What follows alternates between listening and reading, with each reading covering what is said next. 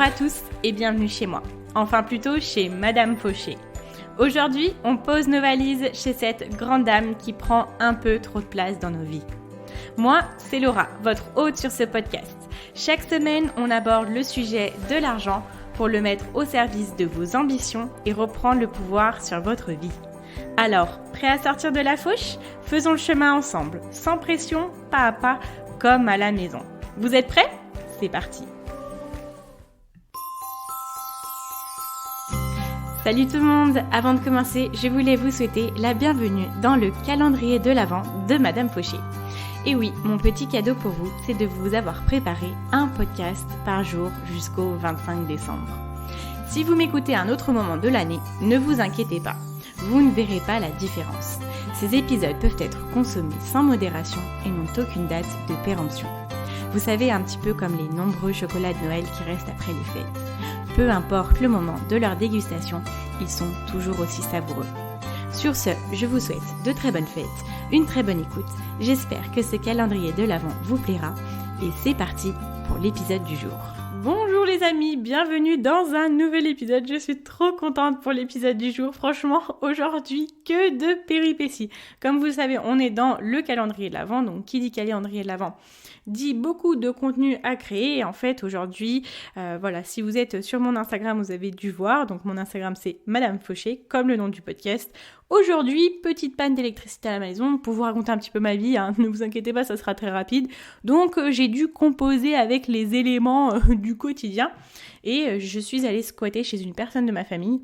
Donc, voilà pourquoi c'est un petit peu tendu aujourd'hui. Il est 19h, je n'ai jamais enregistré mon épisode aussi tard, mais je suis sûre et certaine que demain matin, à 5h, il sera planifié et en ligne sur toutes les plateformes. Bon, je parle peut-être trop vite, il ne faut jamais s'avancer dans la vie, mais écoutez, j'ai bon espoir, donc on va croiser les doigts.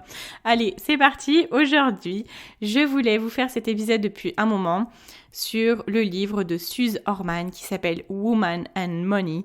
Je vous ai beaucoup parlé de Suze Orman. Je vous ai parlé aussi d'un épisode de ce livre, du coup, dans l'épisode 18 et dans l'épisode 20. Mais là, aujourd'hui, je voulais vraiment réunir tous les enseignements qu'elle met dans son livre et que j'ai beaucoup appréciés. Alors, qui est Suze Orman ? Donc, Suze Orman, c'est une spécialiste de l'éducation financière, de la santé financière. Elle a travaillé dans une très grande firme d'investissement. Elle a une émission à son nom, une émission de télévision, et elle est spécialisée dans le conseil financier. C'est une Américaine, donc ce qu'elle va nous dire dans le livre, c'est tourné États-Unis, mais vous allez voir que voilà, ce qui est à retenir, je l'ai mis exprès dans le podcast, et ce qui est vraiment États-Unis, ce n'est pas forcément quelque chose que j'ai relevé. Bien évidemment, je ne peux pas vous parler de tout parce que sinon, ce serait un podcast qui durerait très très longtemps. Donc, si vous voulez vous le procurer, c'est toujours mieux de lire les mots de la personne directement dans l'ouvrage. Vous pouvez aller regarder sur Amazon, donc c'est Woman and Money. Vous aurez le nom dans la description. Sinon, écoutez, c'est parti, on va commencer à en discuter. Alors, il a été premièrement publié en 2017 et il a déjà eu un succès très très important. Il a été lu par des millions de personnes vraiment aux États-Unis. C'est un livre qui s'est retrouvé dans le top des New York Times Bestseller List, donc c'est quand même un livre très très connu.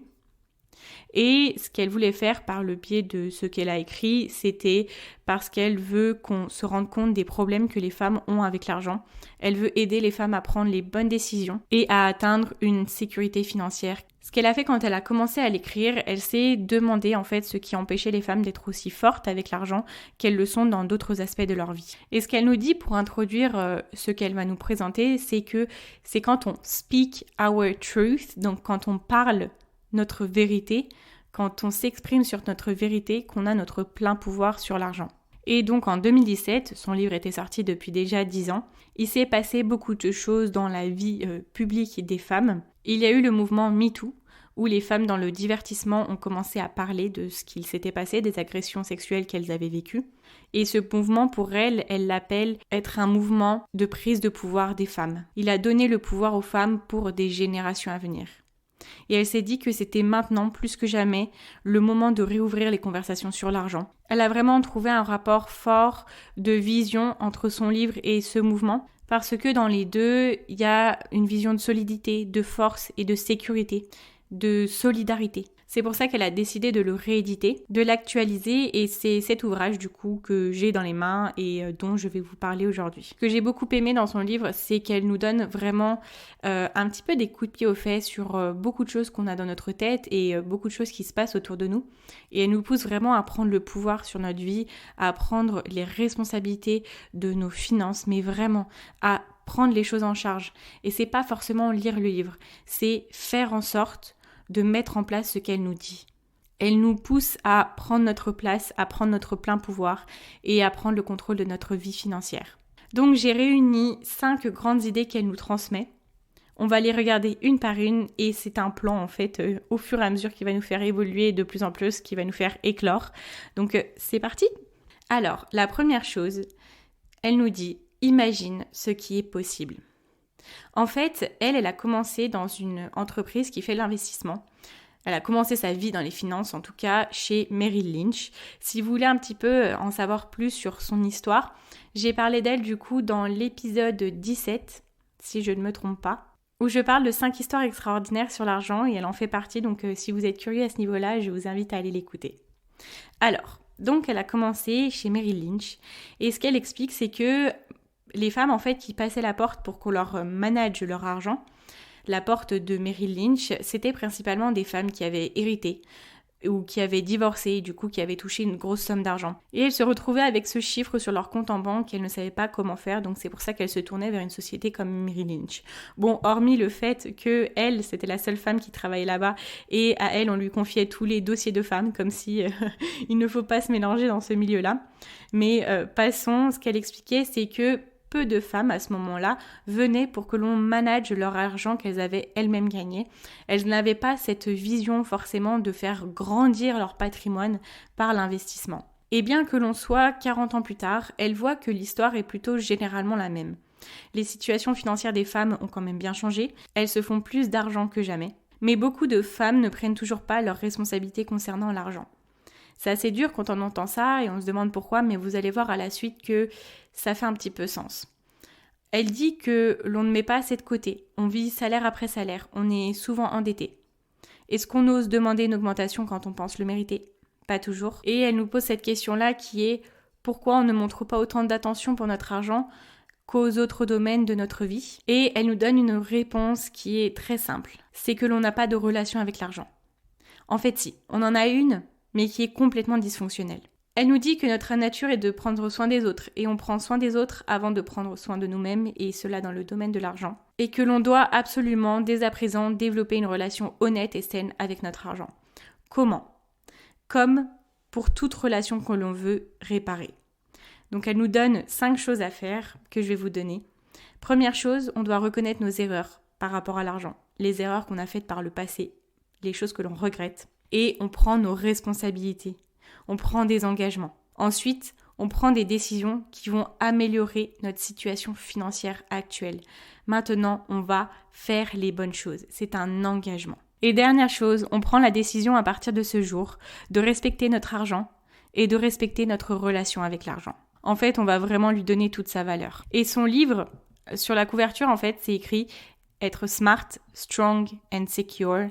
Donc, moi, je le traduis dans le sens où il faut être judicieuse, forte et en sécurité. Et en fait, être judicieuse, être forte, être en sécurité, pour elle, qu'est-ce que c'est ? C'est savoir quoi faire et qu'est-ce qu'il ne faut pas faire. Avoir la confiance et la conviction de se bouger et de mettre tout ça en place. C'est pas forcément seulement d'y penser, de dire oui, je vais le faire. Pas seulement d'y faire la semaine prochaine, d'y faire dans un mois, d'y faire l'année prochaine, mais c'est de le faire maintenant, de commencer.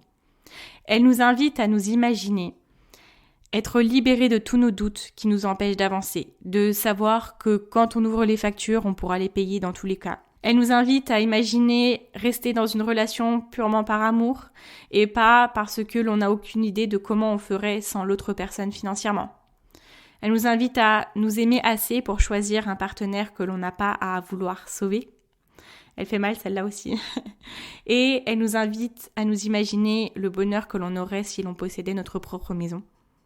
Voilà, elle nous invite à nous projeter. Ce sont des choses, on n'a pas forcément tous ces problèmes-là, mais elle nous invite vraiment à nous motiver. Elle nous invite à avoir une vision Et pour moi, c'est important qu'on ait tous notre vision, tous ces efforts que l'on va faire, pourquoi on va les faire, quel est le sens à ça. Bon, là, c'était de la mise en bouche, les amis. On va arriver dans le concret, vraiment, on va venir mettre des choses en place et changer des choses surtout. Donc, deuxième partie, créer une nouvelle relation avec l'argent. C'est un sujet que j'ai déjà abordé quelques fois, mais elle le traite d'une façon très différente et j'ai beaucoup aimé faire cet exercice-là. Première chose, on va venir creuser dans nos souvenirs avec l'argent. Elle nous invite à repenser à nos premiers souvenirs avec l'argent. Quand est-ce que l'argent était représenté comme quelque chose de réel pour nous ? Quelle est la première chose à laquelle on pense quand on essaye de s'imaginer à ses premiers souvenirs ? Donc, si vous avez le temps maintenant ou si vous avez le temps à un autre moment, je vous invite vraiment à le faire. Commencez à noter ces premiers souvenirs, notez ce qui vous vient à l'idée et commencez à noter de plus en plus de choses. Soyez le plus spécifique possible, le plus honnête. Généralement, j'aime bien vous donner des exemples, mais là, ça revient à des choses assez personnelles qui ont aussi un rapport avec d'autres personnes de mon entourage. Et je suis sûre que quand vous ferez cet exercice-là, vous vous rendez compte qu'il y a beaucoup de choses qui se jouent par rapport à votre entourage aussi, parce que quand on est petit, en soi, on n'a pas forcément de grandes idées avec l'argent, enfin de grandes, je veux dire, on n'a pas forcément d'opinion sur l'argent, on n'a pas de vécu avec l'argent, donc forcément le vécu vient en soi des autres. Donc je vous invite à faire cet exercice-là. Notez le plus de détails possible. Qu'est-ce qui a été dit sur l'argent ? Par qui ? Et souvent, en fait, quand on fait cet exercice-là, on identifie l'argent à la honte, les situations financières comme quelque chose de triste, comme quelque chose en lien avec la colère. On a des moments où on se souvient qu'il y a eu des événements où ce sentiment-là était le plus principalement représenté. Et ce sont ces émotions, en fait, que l'on a vécues, qui ont été ancrées en nous, qui aujourd'hui nous empêchent d'être fortes avec l'argent. Ce qu'on vit en étant enfant joue énormément sur notre histoire en étant adulte. Ok, pour continuer cet exercice-là, on va aller un petit peu plus en détail. On va venir creuser maintenant notre plus grande peur avec l'argent. Qu'est-ce qu'on a peur de faire avec l'argent ou en lien avec l'argent ? Quand on pense à notre plus grande peur, à quoi est-ce que ça nous fait penser ? Là aussi, je vous invite à venir noter tout ça. Et là, il s'agit vraiment d'affronter nos peurs maintenant, nos peurs en relation avec ça. Parce que ce qu'elle nous explique, c'est que pour tout ce que l'on va mettre en place plus tard, si on vit dans la peur, on est démuni de tout pouvoir. Parce qu'en soi, c'est la peur qui lead notre vie. C'est la peur qui lead nos décisions. C'est pas notre ambition, c'est pas notre volonté d'être libre, c'est pas notre volonté d'être en sécurité, c'est juste la peur. Maintenant, prochaine étape, on va venir faire des connexions. On va venir connecter les moments entre les premiers moments étant jeunes, nos premiers souvenirs en fait, et nos plus grandes peurs. Quels sont les liens ? Et là, aujourd'hui, on va venir casser ces liens. On va venir casser les chaînes. Et de cette façon, on va pouvoir être prête à commencer à se créer la vie que l'on désire. Ok, dernière étape pour se créer une nouvelle relation avec l'argent. On va se créer une nouvelle vérité. Et là, vraiment, j'étais trop contente quand j'ai vu ça parce que je me suis dit, ce que je fais en fait, c'est ce qu'il faut faire parce que c'est ce qu'elle nous invite à faire comme exercice. Je vous en ai parlé dans l'épisode 27 où je vous invite à venir reprogrammer votre cerveau avec l'argent. Donc, je vous donne vraiment des exercices concrets. Je vais vous donner sa méthode, mais vous êtes libre d'aller utiliser la méthode que je vous donne dans cet épisode-là. On va venir créer une nouvelle phrase qui va nous suivre tout le temps, comme notre mantra. Quand on a compris nos peurs, quand on a compris quel était le lien avec ce qu'il se passait avant, on va pouvoir créer une phrase vachement très positive en rapport avec ces choses-là qu'on a découvert avant. Elle va venir contrebalancer et apporter une nouvelle vérité. Et elle nous donne sa phrase. Sa phrase, c'est « Je suis jeune, forte, j'ai du succès et je gagne au moins 10 000 euros par mois. » Et cette phrase-là, elle a commencé à se la dire quand elle était seulement à 400 $ par mois. Donc là, clairement, on est dans la transformation d'une croyance. Vraiment, j'en ai parlé de long en large, en travers dans l'épisode 27, si vous voulez aller écouter ça. Donc, ce qu'elle nous conseille de faire, c'est de écrire notre nouvelle vérité 25 fois par jour. Donc, c'est un engagement, et de la dire 25 fois par jour. Et aussi, d'avant d'aller se coucher, de se regarder dans le miroir, par exemple, et de la répéter 25 fois. Et là, on va pouvoir enfin voir le pouvoir qu'ont nos mots. Ok, on arrive dans une troisième partie qui est maintenant augmenter notre salaire, gagnons plus. Alors, je vous invite aussi à aller écouter l'épisode 20 où j'ai parlé du coup du lien entre les femmes et l'argent. Et j'ai fait vraiment toute une partie où je vous donnais les informations qu'elle transmet pour comment gagner plus. Elle nous dit vraiment quel entretien préparer, etc. Je vous laisse aller voir ça, mais je vais vous en dire plus là-dessus. En fait, dans cette partie-là, elle essaie de dénoncer toutes les formes d'auto-sabotage que l'on peut appliquer au quotidien. L'auto-sabotage, du coup, pour elle, c'est l'attitude de se sous-estimer, de se sous-évaluer. Elle sait qu'elle ne fait pas de généralité quand elle dit ça, et c'est là que parfois elle nous botte un petit peu les fesses. Elle le voit tellement autour d'elle qu'elle appelle ça même une épidémie. Que ce soit en fait de façon professionnelle ou que ça soit même des mamans au foyer, il y a toujours ce fonctionnement-là qu'elle trouve assez dommage du coup. Et ce qu'elle dit, c'est que nous les femmes, on se traite comme si on était toujours en solde. Et je vais vous parler du coup de 2 choses. La première qui est le syndrome de la volontaire. Je pense que c'est un syndrome qui est d'autant plus important aux États-Unis. Je vais vous expliquer un petit peu pourquoi. Elle parle de l'importance dans la société, surtout aux États-Unis du coup, de faire du bénévolat. Il y a beaucoup d'œuvres de charité. Dans les quartiers, il y a des aspects très communautaires. Dans tous les lycées, il y a beaucoup d'associations, etc. On est toujours poussé en fait à se mettre dans une association, à faire du bénévolat. Je trouve quand même, quand je compare cette idée un petit peu à la France, c'est quelque chose qui est moins répandu. Mais en tant que femme aussi, on a ce côté-là où on est poussé à aider les autres de quelque façon qu'elle soit. Pour moi, que ce soit le fait de faire du volontariat ou pas, en tant que femme, on doit être quelqu'un qui est prêt à être dévoué pour les autres. Et dans un sens, quand on a des enfants, on donne tout pour eux et c'est quelque chose qui est très très mis en avant. Quand on est une femme, on parle de donner aux autres, de faire don de soi. Et les hommes, en contrepartie, est-ce que c'est quelque chose qui met vraiment en avant le fait de donner aux autres, de faire du don d'eux en fait ? Les hommes sont plus là à parler de succès, comment faire plus d'argent et comment plus d'argent leur donnera plus de pouvoir. Il n'y a pas de bonne ou de mauvaise réponse, mais avoir du pouvoir, en fait, ce n'est pas égoïste. Ce qui est important de voir, c'est juste ce qui n'est pas équilibré dans notre quotidien. Est-ce qu'on se donne autant à nous-mêmes que ce que l'on donne aux autres ? Si la question est non, c'est justement là que l'équilibre est à rétablir. Et notamment ce côté syndrome de la volontaire, ça me fait beaucoup penser à la charge émotionnelle qu'ont les femmes actuellement de faire en sorte d'avoir un foyer qui soit au mieux, surtout avec les nouvelles choses que l'on entend sur l'écologie, sur le fait de mieux manger, etc. C'est une charge émotionnelle qui est très importante et qui est portée par les femmes principalement. C'est quelque chose qui est très femme en fait, de faire attention à faire du zéro déchet, de mieux manger, de mieux s'habiller. Et pour moi, ça vraiment rentre dans le syndrome de la volontaire où il faut faire au mieux pour tout le monde, pour ses enfants, pour nous-mêmes, pour le monde, etc. Et les hommes en soi, on en entend moins parler quand même venant d'eux. Eux, c'est plus axé succès, axé... là, c'est une généralité, on est bien d'accord. Mais c'est vrai qu'il y a 2 tendances qui se démarquent.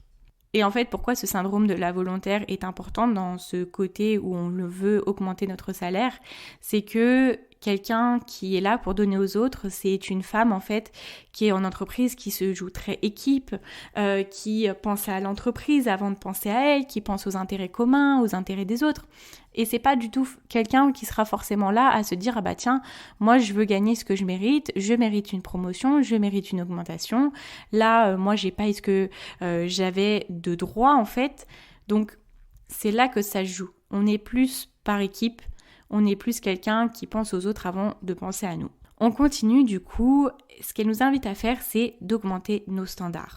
Alors, qu'est-ce qu'elle entend par le fait d'augmenter ses standards ? Ce qu'elle dit, c'est que l'on voit bien trop souvent des femmes qui ont peur de demander ce qu'elles pensent être juste pour elles. Quel que soit le travail, quel que soit le milieu social. Elle nous donne l'exemple en fait d'une dame qu'elle connaît qui était, alors elle appelle ça massage thérapeute, donc je sais pas exactement si c'est ostéopathe ou si c'est masseuse, etc. C'était quelque chose dans ce domaine-là et dans tous les cas, ce qu'elle proposait c'était un service. Et ce qu'elle explique c'était que c'était une dame qui avait un grand succès parce qu'elle était très talentueuse, elle était très professionnelle, elle apportait beaucoup d'aide aux autres. Et ce qui s'est passé c'est qu'un jour cette dame-là, elle s'est fait appeler par une dame qui s'était coincé le dos, qui avait mal au dos et qui voulait l'avoir en urgence. Donc elle devait se déplacer pour venir voir cette dame-là dans sa maison. Donc la professionnelle lui dit que son prix est de $80 de l'heure. Cette dame-là lui dit non, c'est trop cher, moi je ne veux payer que $60. Et du coup, elle a coupé la poire en 2, elle lui a proposé $70, ce que la dame a accepté. Et ce qui s'est passé, c'est que quand la thérapeute, du coup, allait se rendre chez cette dame-là qui avait mal au dos, elle a reçu un appel pour lui dire qu'elle annulait le rendez-vous. Donc elle, en fait, elle s'est retrouvée à baisser ses prix et elle était en route pour un rendez-vous qui a été annulé. Donc gros manque de respect.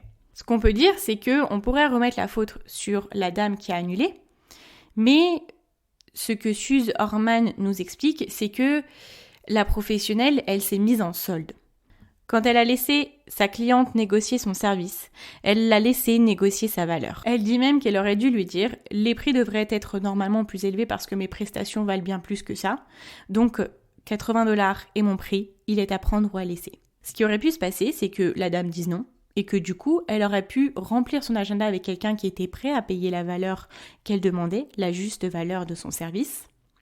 Ou alors qu'elle aurait payé ce prix-là en le trouvant peut-être un peu cher, mais qu'elle aurait vu la qualité de son service et qu'elle aurait été contente de ce qu'elle lui avait fourni comme service et elle en aurait parlé à son entourage de la valeur de cette heure-là passée avec la professionnelle. En conclusion, ce qu'elle nous dit, c'est qu'on a toujours le choix de donner plus ou pas, de se dévaluer ou pas.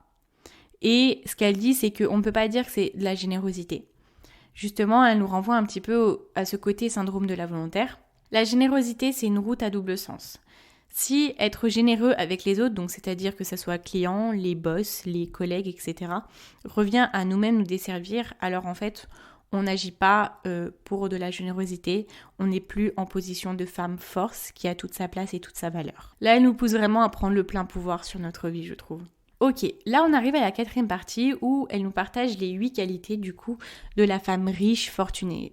En anglais c'est le mot wealthy et j'aime pas trop forcément dire riche parce que pour moi c'est une connotation un petit peu plus grande. Wealthy c'est quelqu'un qui est en santé financièrement en fait. Et du coup les 8 qualités je vais vous les partager, elles m'ont fait penser un petit peu aux 6 piliers de la richesse de Patrice Washington. Là, on en a 8 et en fait, elles sont toutes liées entre elles. C'est un petit peu un cercle virtueux qui fait boule de neige et qui est très intéressant quand on voit qu'une chose, en fait, peut varier tellement d'autres choses dans notre quotidien, c'est fou. Alors, elle commence par nous dire, la première chose, c'est l'harmonie et l'équilibre. L'harmonie et l'équilibre sont vraiment les fondations des prochaines qualités. Avoir une harmonie interne entre ce que l'on pense, ce que l'on dit, ce que l'on fait et ce que l'on est, c'est le plus important. Et c'est le plus difficile, j'ai envie de dire. Qui n'a jamais été en désaccord entre ce que l'on pensait, ce que l'on disait, ce que l'on faisait et ce que l'on était ? Et je pense que c'est là un petit peu toute notre quête dans notre vie en fait. Quand on est jeune, on cherche à savoir qui on est. Après, on sait un petit peu qui on est, on sait peut-être savoir qui on veut devenir, mais c'est compliqué du coup de devoir l'assumer autour de nous, de parler en fonction de qui l'on est, d'oser agir en fonction de qui l'on est. Et je pense que c'est un vrai chemin. Et c'est pour ça que j'ai trouvé que vraiment ces 2 qualités, elles étaient très pertinentes à cet endroit-là. Pour pouvoir être en équilibre avec notre harmonie justement et nous-mêmes, ce qu'elle dit c'est qu'il faut vraiment porter attention à nos émotions, observer les mots que l'on utilise, les actions que l'on fait. Elles doivent être en fait en parfaite réflexion de nos pensées. La 3e qualité c'est le courage et vous allez voir que c'est très très puissant. Le courage donne de la voix, de l'expression à l'harmonie et c'est ce qui nous aide à trouver notre voix, VOIX. Et pour elles, les femmes perdent beaucoup de leur propre courage quand elles adhèrent à la croyance que quelqu'un ou quelque chose est la clé de leur bonheur, au lieu de reconnaître que leur pouvoir est en elles. C'est puissant, hein, je trouve ça trop beau. Trop beau dans un sens, mais je pense que ça remue aussi. Elle dit que la peur est ce qui s'oppose entre nous et le courage. On a peur de prendre le taureau par les cornes. On évite les confrontations. On évite d'énerver quelqu'un. On a peur de perdre notre travail. On a peur qu'on nous quitte. On a peur de ce que vont penser les autres autour de nous. On a peur d'être fauché. Ensuite, la générosité. La générosité, c'est, du coup, elle en a déjà parlé, mais c'est quelque chose qu'on peut toutes ou quasi toutes se féliciter d'avoir, et peut-être trop facilement d'ailleurs. On est trop généreuse parfois avec notre temps, notre soutien, notre amour et notre argent. Ensuite, le bonheur. Le bonheur est une nécessité et ce n'est pas un luxe. Donc, c'est quelque chose qu'il faut s'ancrer en nous et de se dire que le jour où on sera heureuse, waouh, ça sera la cerise sur le gâteau. Non, c'est pas la cerise sur le gâteau, c'est quelque chose de nécessaire. Ensuite, la sagesse. La sagesse, c'est par exemple se couper un moment dans notre vie qui a 100 l'heure Se couper de tout pour se reconnecter à nous-mêmes, pour prendre des décisions vraiment réfléchies. C'est-à-dire parfois reconnaître que notre vie manque d'équilibre et qu'il faut prendre le courage d'agir en conséquence. Avant-dernière qualité, la propreté. Ce qu'elle nous dit, c'est qu'en Inde, les femmes nettoient leur entrée chaque matin en signe d'accueil à Lakshmi. Je ne sais pas si je le dis bien. Et c'est la déesse de l'abondance matérielle et spirituelle. Et pourquoi elles font ça? C'est pour pouvoir faire entrer l'abondance dans leur vie. Et elle nous invite aussi à avoir cette vision de propreté où on doit avoir le chemin propre, le chemin clair, la voie dégagée pour faire rentrer l'abondance dans notre vie. Que les choses soient en ordre, que nos documents soient en ordre surtout, que notre maison soit saine, que l'on vive dans un endroit qui nous plaît et qui soit prêt à accueillir plus. Et pour terminer, la beauté, et c'est là que tout se lie. Alors, ce qu'elle dit, c'est qu'il n'y a rien de plus beau qu'une femme qui a confiance en elle. Écoutez bien. Quand on a confiance en nous, on se sent en sécurité. Quand on se sent en sécurité, on n'a pas peur. Quand on n'a pas peur, on a le courage. Quand on a le courage, on sait dire ce que l'on pense et ce que l'on ressent calmement et de façon sage. Quand on est calme et sage, on prend de sages décisions avec l'argent, qui nous permettent d'être purement généreux envers les autres et envers nous-mêmes. Et c'est ce qui fait de nous des femmes heureuses, pleines de pouvoir et des femmes belles. Voilà, c'est bon.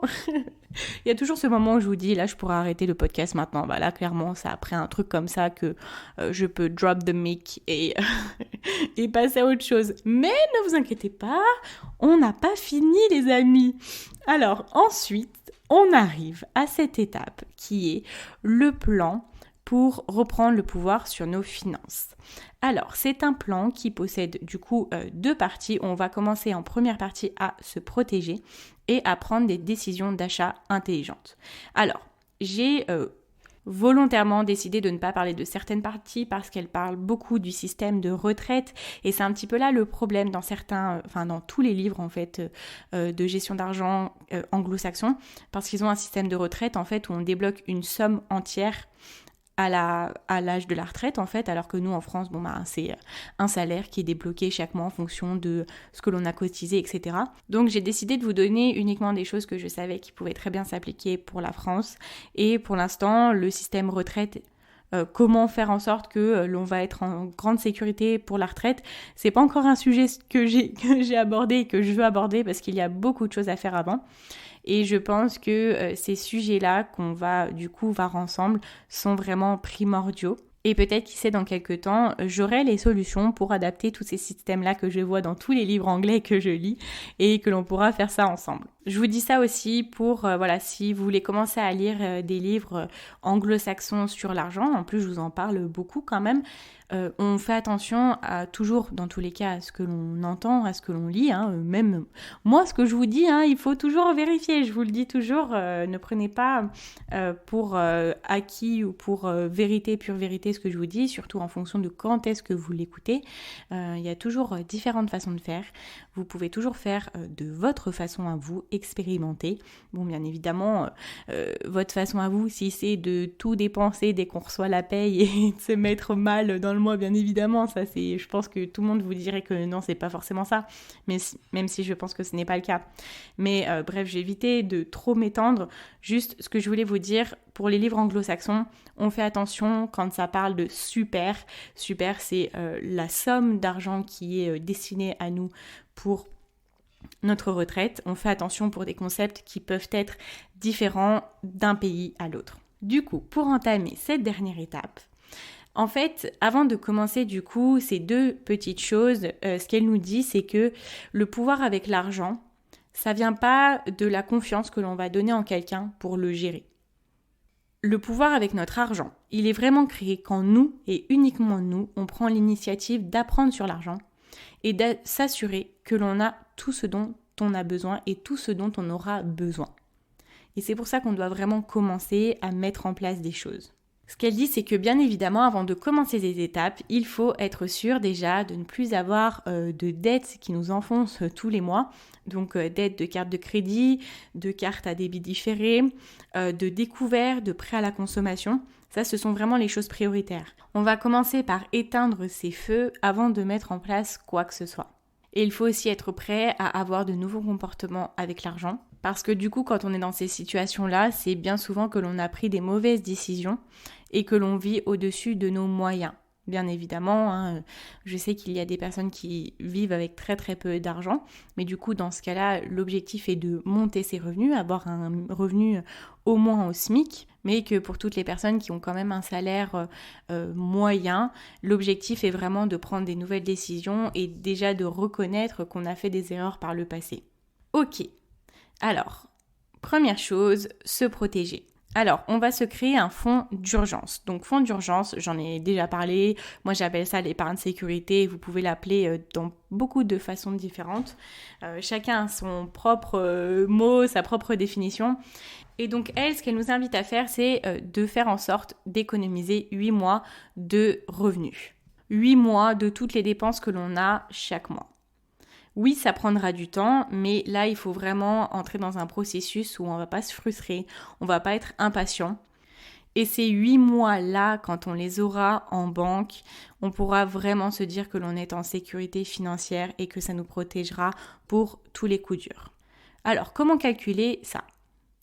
On va simplement venir calculer de combien on a besoin chaque mois pour fonctionner. Quel est le montant total de nos factures, etc. Ce montant-là, on va le multiplier par 8 et ça va nous donner le total du montant de ce fonds d'urgence. Ensuite, comment s'organiser ? Vous allez mettre du coup un objectif d'épargne par mois, donc ça c'est ce qu'elle explique. On va venir voir en combien de temps on peut venir mettre cet argent-là sur un compte. Vous allez diviser le montant total du fonds d'urgence par 12, du coup ce qui fait 1 an, par 24, qui fait 2 ans, etc. Donc par 36, 48 ou 60. Et vous allez voir en fonction de ces divisions, quel est le montant mensuel que vous préférez, que vous pensez être acceptable ou juste. Et là, vous allez trouver le montant total que vous allez devoir mettre de côté chaque mois dans ce fonds-là. Donc moi, ce que je conseille toujours, c'est de mettre 20% de nos revenus dans ce montant, dans un livret épargne, qui est notre livret sécurité. Donc après, si vous utilisez ce fonctionnement-là, vous regardez les 20% de votre revenu et vous regardez en combien de temps vous allez pouvoir réunir ces 8 mois. Donc là, on va prendre un vrai engagement avec nous-mêmes et elle nous donne un autre mantra qui est « Je suis prête à ne plus avoir à me soucier des dépenses inattendues mais inévitables. Je vais économiser tant par mois. » Et là, ce qu'elle nous dit aussi, c'est qu'il faut automatiser du coup ces versements-là pour ne pas avoir à y penser chaque mois. On ouvre le livret et on le renomme. Généralement, en plus, ça se fait de plus en plus en France dans les banques en ligne surtout. On peut renommer le livret et on lui donne le nom que l'on veut. Moi, je l'appelle l'épargne grand projet, mais vous pouvez donner le nom que vous voulez. Avec un nom que vous avez renommé, ça va augmenter votre engagement dedans, ça va augmenter votre je sais pas, vos émotions en fait envers ce livret-là. Vous allez vous l'approprier et avoir encore plus envie de le remplir. Ensuite, elle parle de quelque chose de très important qui est l'assurance décès et ça j'en ai parlé très récemment. Ce qu'elle dit, c'est que malheureusement, voilà, c'est des conversations qu'on n'a pas forcément envie d'avoir. Prendre rendez-vous pour prendre une assurance décès, bon, c'est pas forcément ce à quoi on pense le matin quand on se lève. On a plus envie de penser à des choses un peu plus joyeuses. Mais malheureusement, ce sont des choses qui arrivent. Bien malheureusement, effectivement, mais ce sont des choses sur lesquelles on n'a pas de contrôle. Et en fait, nous, si ça nous arrive, c'est bien malheureux, mais on sera plus là pour en subir les conséquences. Par contre, on a notre entourage qui sera là et qui sera déjà très peiné, mais qui sera aussi peut-être en difficulté financière. Donc, ce qu'elle dit, c'est qu'il faudrait venir se poser cette question-là. Est-ce que quelqu'un est dépendant de nous financièrement ? Si c'est oui, c'est que l'assurance décès est une option à envisager très fortement. Donc c'est qu'il faut le prendre en fait. Je pèse mes mots, mais ce qu'elle dit, c'est que si quelqu'un est dépendant de nous, il faut le faire, c'est tout. Si vous n'avez personne qui dépend de vous pour l'instant, ce n'est pas la priorité. Et c'est là justement que dans son livre, c'est très intéressant parce qu'elle nous explique comment calculer le montant que l'on doit noter à la signature du contrat qui sera reversé du coup aux bénéficiaires. Donc je vous détaillerai pas tous les détails, c'est un petit peu quelques calculs à faire. Donc si vous voulez aller voir, je vous invite à prendre son livre. Ok, deuxième partie qui est de prendre des décisions d'achat intelligentes. Et là, c'est là où elle vient un petit peu nous bouger les fesses parce qu'elle nous dit que, en fait, pour elle, il n'y a pas de problème avec le fait d'emprunter de l'argent si c'est fait de façon attentionnée, si c'est fait de façon responsable et de façon précautionneuse. Alors je ne sais pas si c'est 3 mots, je vous ai fait peut-être parfois dans ce podcast des anglicismes et je suis désolée, mais je pense que vous avez compris le sens général. En fait, ce qu'elle dit, c'est que surtout, il ne faut pas prendre des conseils financiers des personnes qui auront tout intérêt à ce que vous preniez l'emprunt. C'est-à-dire, elle a nommé et je me porte garante aussi de ce qu'elle dit, les personnes qui, par exemple, vous vendent des voitures, donc qui se chargent des prêts à la consommation, des prêts dans les sociétés automobiles, par exemple. Et ce n'est pas le seul exemple. Eux, leur métier, c'est de vendre une voiture. Et la société automobile, en fait, elle va simplement regarder nos revenus. Elle va pas regarder le montant de nos dettes et elle s'en fiche un petit peu si les mois après, quand on va venir rembourser les mensualités, on va se retrouver dans la panade, pour ne pas dire un autre mot. Eux, ils s'en foutent un petit peu. Et pour tout vous dire, les sociétés automobiles généralement font appel à des huissiers qui vont récupérer l'argent qu'on leur doit parce qu'il arrive très très souvent et bien plus qu'on le croit que des personnes n'arrivent pas à payer des voitures parce que bien souvent il y a des cas où des personnes vont prendre des voitures de luxe parce qu'on leur vend bien le produit, hein, c'est normal, après les commerciaux c'est leur métier, s'ils font bien leur métier ils vendent bien les voitures. On ne peut pas leur en vouloir parce que eux aussi c'est leur gagne-pain. Mais voilà, les sociétés automobiles font appel à des huissiers pour récupérer l'argent. Donc, en soi, ils savent que parfois, l'argent est prêté à des personnes qui n'ont totalement pas la capacité de rembourser. Donc, ne pas prendre pour argent comptant les conseils financiers de personnes qui ont vocation à nous vendre le produit. Donc, ce qu'elle nous dit, c'est pourquoi pas de s'entourer pour des achats comme ça. Par exemple, pour des achats de maison, c'est les plus gros achats de notre vie, généralement. Et nous sommes la personne qui devons regarder si cet achat-là, c'est un bon achat, c'est un achat judicieux ou pas. Par exemple, petite astuce, si quand on fait cet achat-là et qu'on a des mensualités, on voit que avec les remboursements chaque mois, on ne va plus pouvoir soit payer nos factures, soit mettre autant de côté qu'on le voudrait, c'est que ce n'est pas un bon achat. Surtout par exemple une voiture, c'est des mensualités qui sont quand même assez élevées parfois et pour un bien en fait qui perd de la valeur dès le premier jour. Elle nous conseille de vivre en dessous de nos moyens et dans nos besoins. Elle nous conseille de dépenser juste aujourd'hui pour pouvoir acheter notre liberté de demain. On sera en fait libéré de la peur et de l'inquiétude de savoir comment est-ce qu'on va pouvoir s'offrir notre vie que l'on mérite. Alors du coup on va faire un focus sur l'achat de notre maison. Première question à se poser, c'est est-ce que c'est possible pour nous pour l'instant ? Parce que, comme elle l'a dit, c'est la plus grosse transaction de notre vie. Et je vais vous donner les questions qu'elle nous invite à nous poser avant de l'achat d'une maison. Alors, première question, est-ce que l'on planifie de rester dans cette maison au moins 5 à 7 ans ? Oui ou non ? Deuxième question, est-ce que l'on a au moins 8 mois d'économie dans un livret épargne ? Troisième question, est-ce que l'on a au moins 10% d'apport ? Voilà, si on a répondu non à ces 3 questions, c'est peut-être qu'il faudrait ralentir cette volonté d'achat et le repousser à plus tard. Ensuite, si on planifie de revendre la maison dans 5 à 7 ans, on pourrait perdre de l'argent en fait. Parce que quand on vend, on a de l'argent que l'on doit donner par exemple au notaire et le montant des commissions, des autres charges de la vente en fait vont faire en sorte que notre plus-value va s'anéantir et voir que la maison ne nous rapportera pas d'argent, que ça va nous en coûter. Et du coup, si vous n'avez pas 8 mois de sécurité, ça va quand même vous ajouter une pression permanente. Ok, et je voulais vous attirer l'attention sur quelque chose que j'ai vraiment appris et découvert quand justement j'ai lu son livre, sur le fait que louer un bien pour y vivre, c'est parfois quelque chose qu'on entend dire que c'est jeter notre argent par les fenêtres et qu'il faut plutôt acheter notre maison au lieu de payer dans le vent en fait. Ce qu'elle nous dit, c'est qu'il faut regarder un petit peu plus loin que ça. Elle nous dit, Sophia et son mari payent actuellement $1 800 dans un loyer. Ils veulent acheter une maison, mais ils ne veulent pas que leur loyer, leur montant de remboursement chaque mois s'élève. Quel remboursement de prêt, du coup, est-ce qu'il est bon qu'ils aient ? Première réponse, $1 800 par mois, parce que c'est ce qu'ils payent actuellement, donc il n'y a pas forcément de problème. Deuxième réponse, $2 000 par mois, parce qu'il y a des taxes, etc. qui s'enlèvent et du coup, ça mettra à niveau.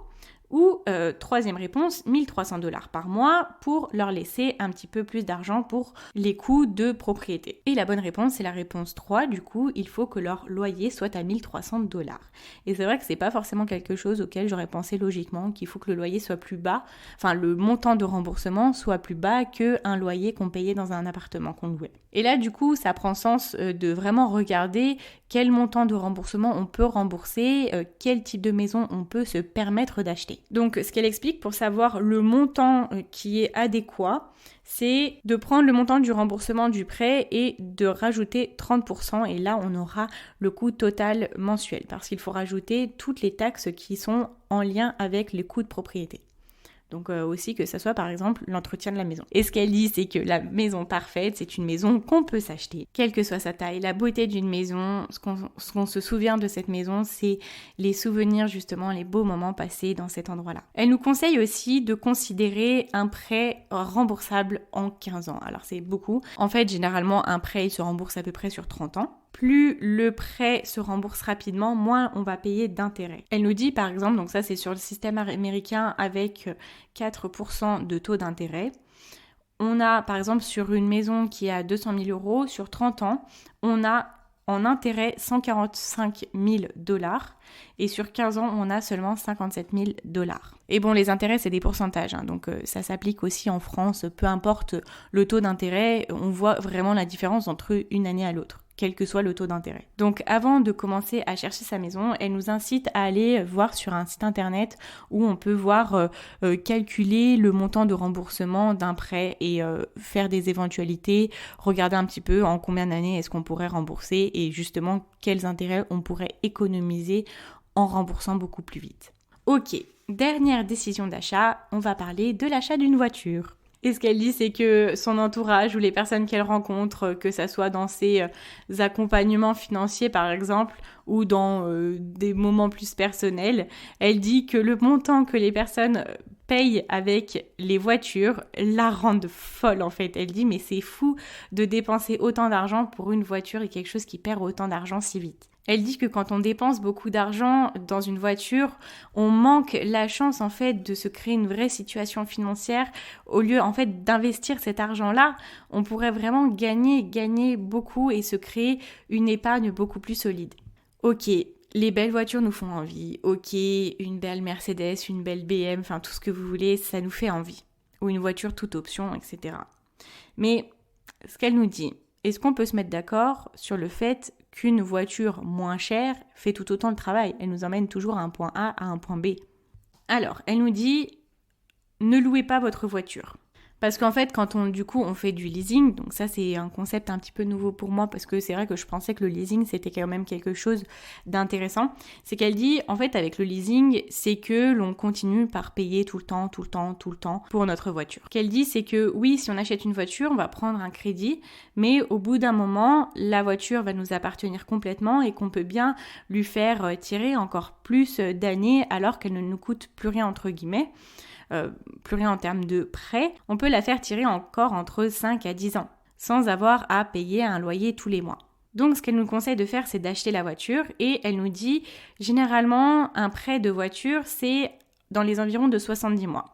Ce qu'elle nous dit, c'est d'opter pour un remboursement entre 36 à 48 mois, ce qui nous permettra aussi de baisser les intérêts que l'on va payer sur la totalité du prêt. Et aussi, pourquoi pas, d'acheter une voiture qui nous coûtera moins cher et surtout une voiture d'occasion. Elle dit, on s'en fout d'avoir l'auteur de la nouvelle voiture, on s'en fout qu'elle soit toute neuve, que jamais personne ne l'ait conduite.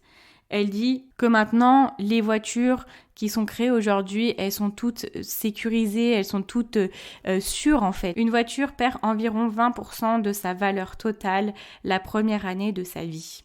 À la fin des 3 ans, leur valeur a déprécié de 40%. Donc ça veut dire qu'au bout de 3 ans, vous pouvez acheter une voiture à 60% du prix neuf. Ok, et du moment que l'on a commencé à acheter notre voiture, on l'a remboursée au bout de 36 à 48 mois, il faut commencer à essayer de conduire notre voiture le plus longtemps possible. À la minute où l'on va avoir remboursé le prêt, on va garder les mêmes mensualités et on va les transférer sur un livret épargne. Et de ce pas, on va continuer à faire grandir notre situation financière. Voilà, écoutez, c'est tout pour cet épisode. Je vais vous résumer rapidement ce que l'on a vu. Première chose, on imagine ce qui est possible, on va reconnaître nos erreurs, on va prendre de nouvelles responsabilités par rapport à l'argent. Ensuite, on se crée une nouvelle relation avec l'argent. On va creuser dans nos souvenirs, dans nos plus grandes peurs, pour pouvoir après augmenter notre salaire pour gagner plus, oublier un petit peu le syndrome de la volontaire, augmenter nos standards. On essaie d'avoir en harmonie les qualités de la femme riche et fortunée. Donc l'harmonie, l'équilibre, le courage, la générosité, le bonheur, la sagesse, la propreté et la beauté. Et on va mettre un plan en place pour reprendre le pouvoir de nos finances. On va se protéger en se créant un fonds d'urgence, en regardant si on a besoin d'avoir une assurance décès. Et on va commencer à prendre des décisions d'achat intelligentes, commencer ou continuer à le faire, parce que je ne connais pas votre stade. On regarde comment bien acheter une maison et comment bien acheter une voiture. Voilà, écoutez, gros dos aujourd'hui les amis.